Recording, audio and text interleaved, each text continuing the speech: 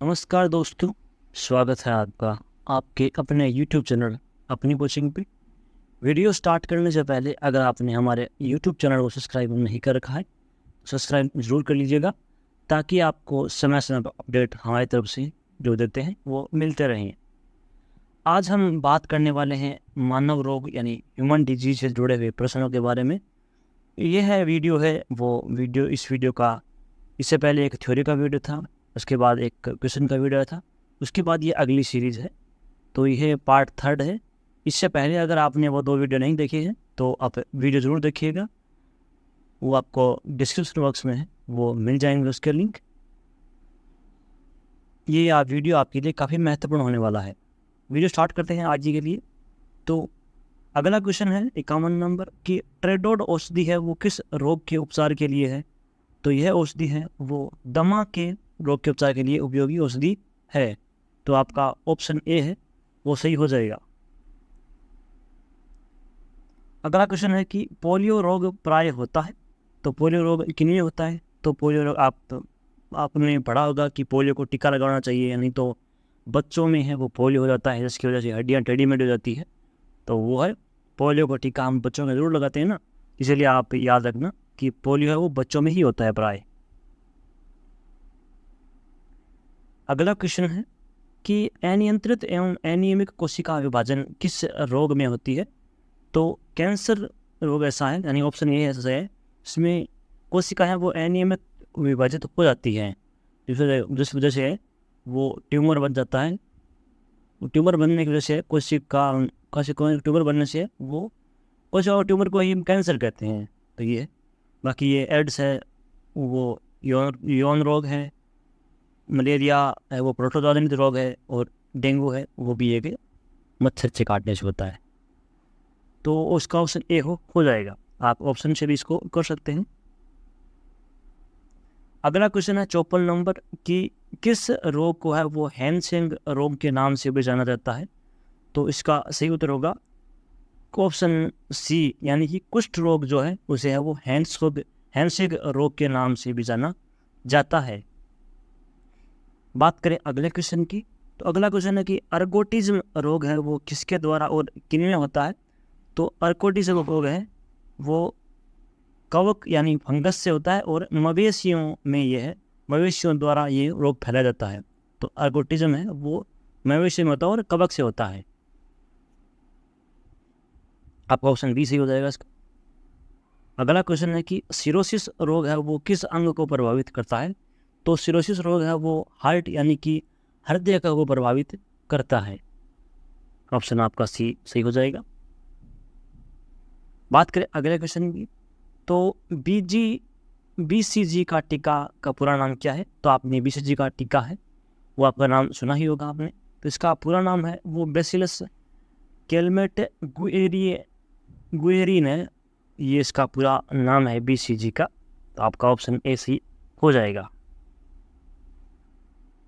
अगला क्वेश्चन है कि वर्णधनता यानी कलर ब्लाइंड रोग है वो उसकी पहचान नहीं होती है। तो कलर ब्लाइंड वाला व्यक्ति है जो कि आनुवंशिक रोग है, उस रोग का रोगी है वो कौन से रंग में है वो विभेद नहीं कर पाता है। तो आपका सही उत्तर हो जाएगा ऑप्शन बी, लाल एवं हरे रंग दोनों में है वो भेद नहीं कर पाता है वर्णधनता यानी कलर ब्लाइंड वाला व्यक्ति।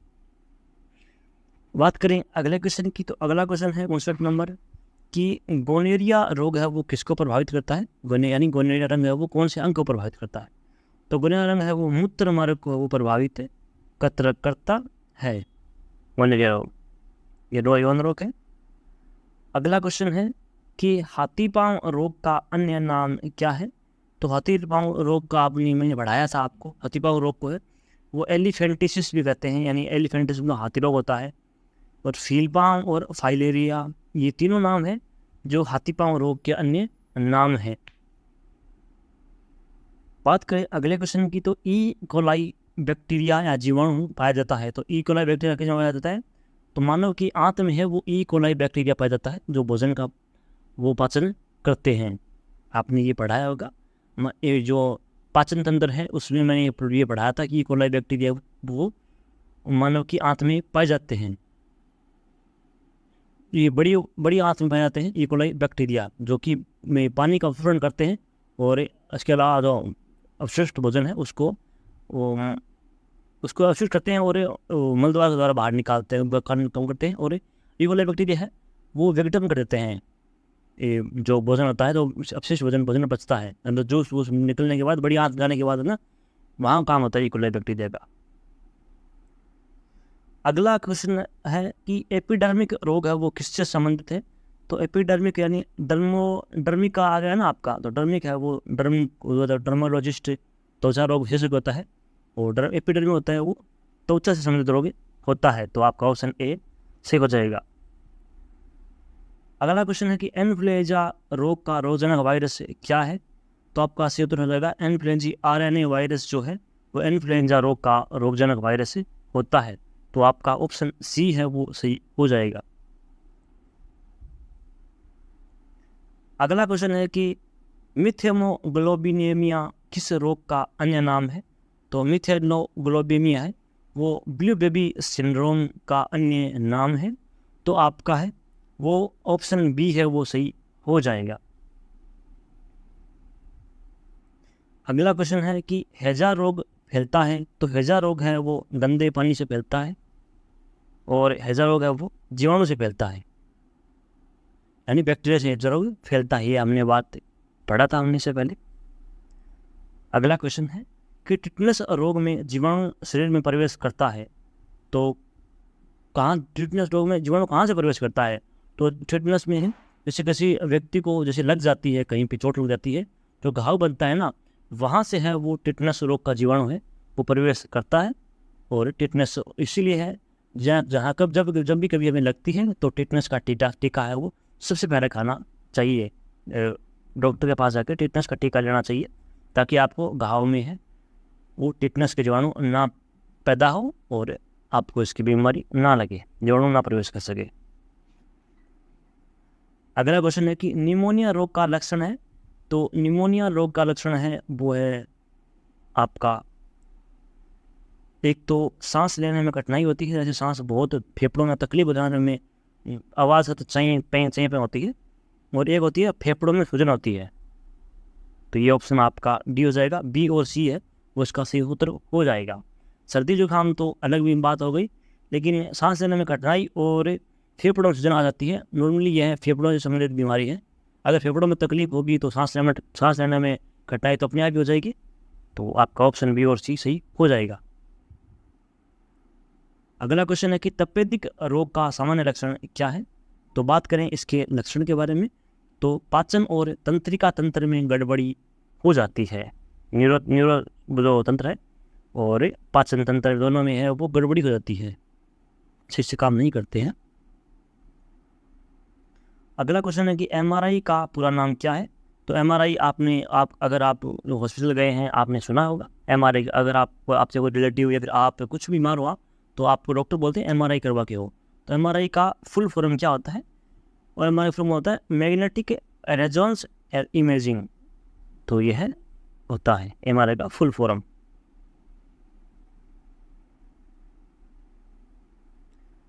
अगला क्वेश्चन है 70 नंबर की, आयरोफॉर्म मैक्सोफॉर्म किस रोग के उपचार के लिए एक दवा है।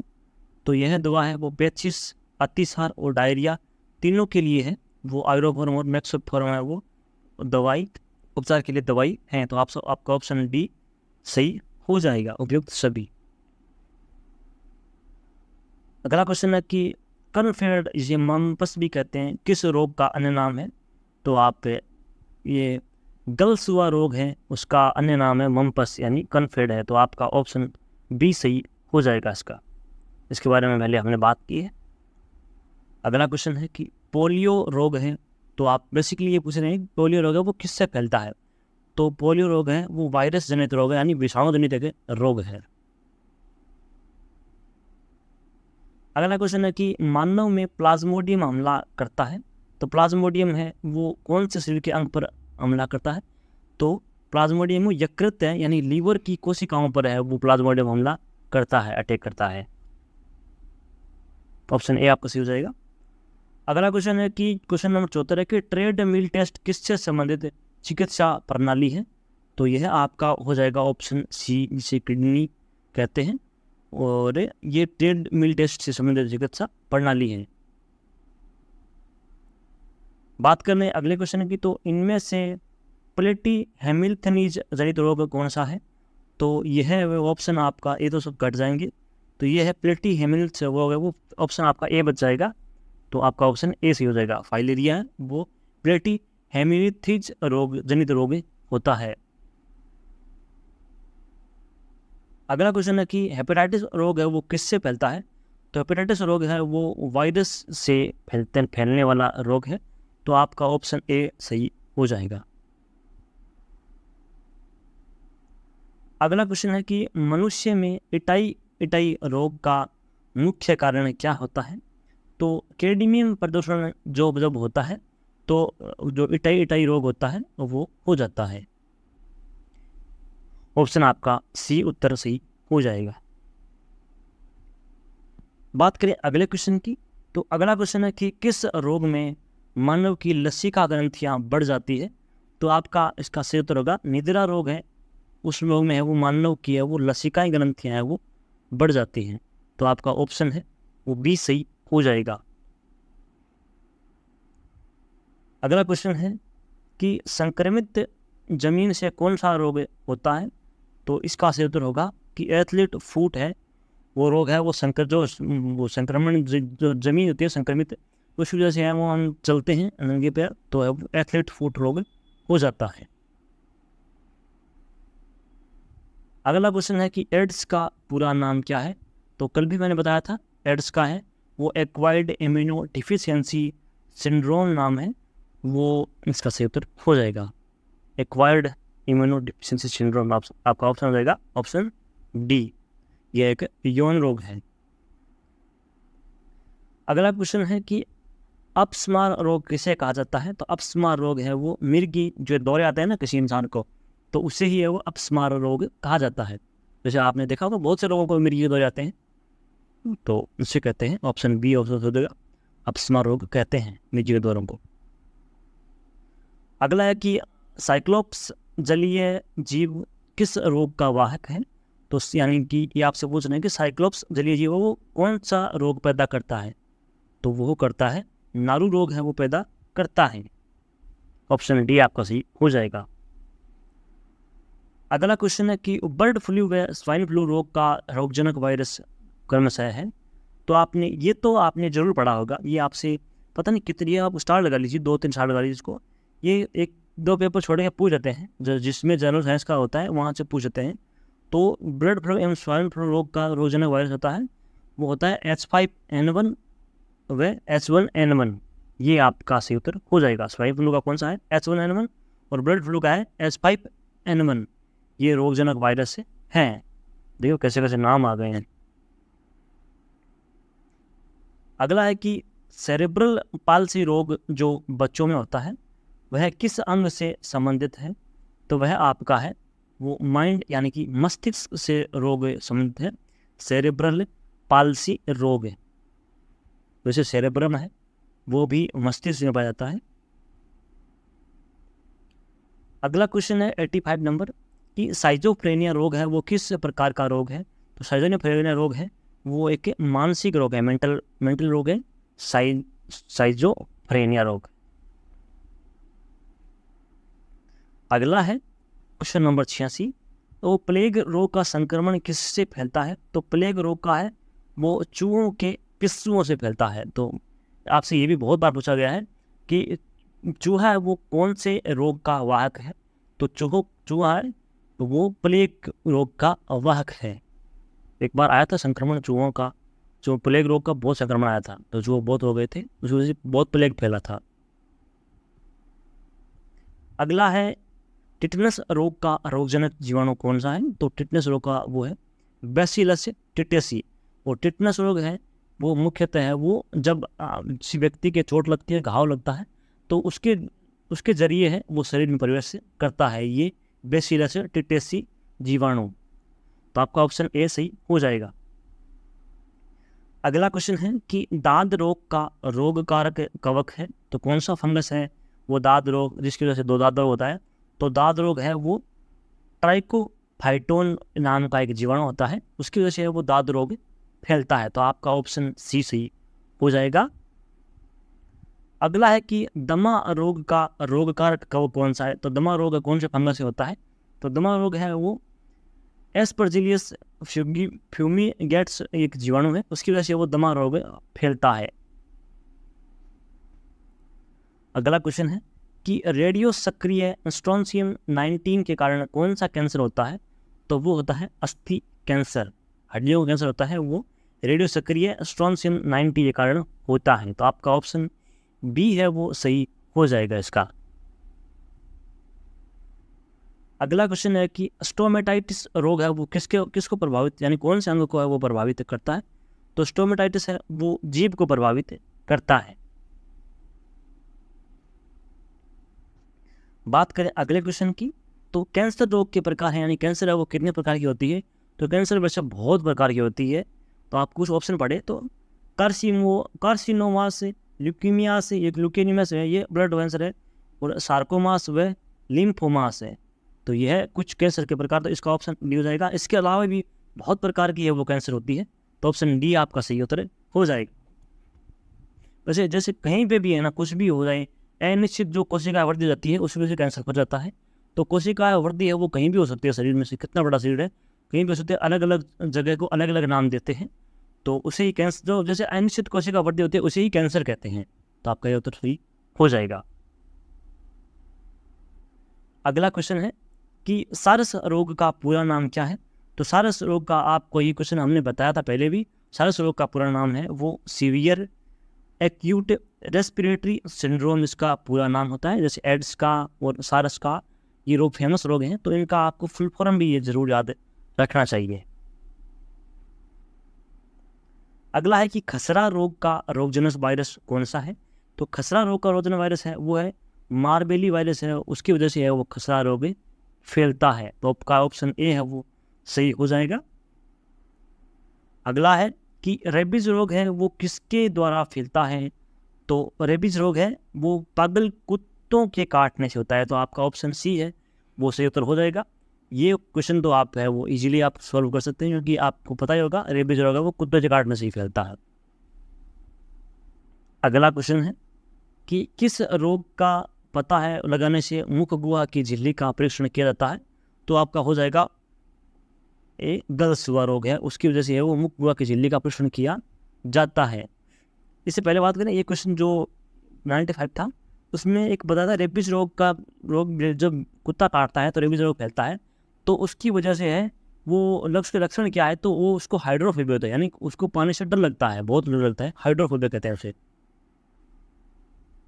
अगला क्वेश्चन है क्वेश्चन नंबर 97 कि छोटी माता रोग को क्या कहा जाता है? तो छोटी माता रोग को है वो चिकन पॉक्स या कहा जाता है, या चिकन पॉक्स या स्मॉल पॉक्स रोग कहा जाता है। ये ऑप्शन आपका ए सही हो जाएगा। इसकी बात हमने पहले कर चुके हैं हम लोग। अगला क्वेश्चन है 98 नंबर कि पोलियो रोग को कहा जाता है? तो पोलियो रोग को है वो पोलियोमेलाइटिस है वो कहा जाता है। पोलियो रोग को, पोलियो रोग का अन्य नाम है वो पोलियोमेलाइटिस रोग, अन्य नाम है इसका। ऑप्शन बी आपका सही हो जाएगा। बात करें अगले क्वेश्चन की, तो कोबाल्ट कीमोथेरेपी है वो किस रोग में दी जाती है? तो कोबाल्ट है वो थेरेपी है वो कैंसर में जाती है, ये इसके बाद हमने पहले कर चुके हैं। कोबाल्ट 60 CO60 का प्रयोग है वो कैंसर उपचार में है, वो उसकी थेरेपी में किया जाता है, कीमोथेरेपी में। अगला क्वेश्चन है कि निमोनिया रोग का रोगजनक वायरस कौन सा है? तो निमोनिया रोग का रोगजनक वायरस है वो जीवाणु है, उसकी रोगजनक जीवाणु निमोनिया रोग है वो जीवाणु की वजह से फैलता है।